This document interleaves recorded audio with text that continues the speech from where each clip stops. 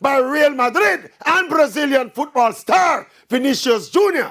to boycott the Ballon d'Or ceremony in Paris, apparently because he figured he would not have won the Ballon d'Or, which eventually went to Man City and Spanish midfielder Rodri.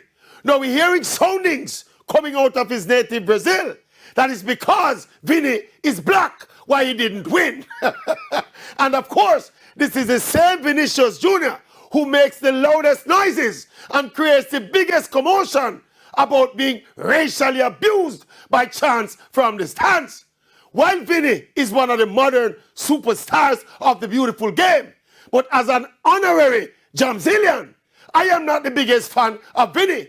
He has played 23 games for Brazil with a total of 4 goals and 2 assists, and obviously no World Cup titles. He's a good baller, but he ball too much. And if he wants to win the Ballon d'Or, he needs to get it done for Brazil in the World Cup.